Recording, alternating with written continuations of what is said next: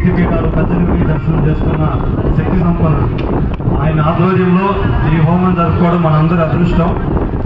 గురువు గారి ఆశీస్సులు, ఆ తల్లి ఆశీస్సులు మనందరి మీద ఉండాలని కోరుకుందాం. ఇక్కడ కూర్చున్న ప్రతి ఒక్కరూ హోమం జరిగినంత వరకు బుద్ధి మనసు అన్ని ఆధీనంలో పెట్టుకొని ఓన్లీ తండ్రి నామం మాత్రమే క్లీం అమ్మవారి బీజ మంత్రం చెప్పేది వినకపోయినా కనీసం క్లీం క్లీం అనుకుంటూ మనసులో ధ్యానం చేసుకుంటూ ఉండండి.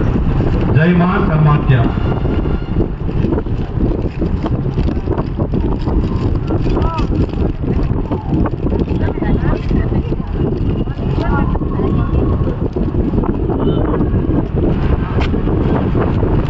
జరుగుతున్నది కామాఖ్య అమ్మవారి అపూర్వాచి మేళ వస్తుంది కాబట్టి ఆ టెంపుల్కి సంబంధించి అక్కడ ఉన్న రహస్యాలు, అక్కడ ఎవరు ఉంటారు, ఏ దేవతామూర్తిని మనం దర్శనం చేసుకోవచ్చు అని చిన్నగా చెప్తూ హోమం సాగిద్దాం.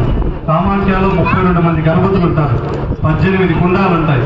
ఈ కుండాల్లో స్నానం చేస్తే అమరులు అవుతారు. ఇది కాళీ పురాణంలో ప్రత్యక్షంగా మనం చదివిన గురువులు చాలా మంది సిద్ధ పురుషులు శిష్య పరంపరగా ఉండగా వాళ్ళ ద్వారా తెలుసుకున్న విషయాలు.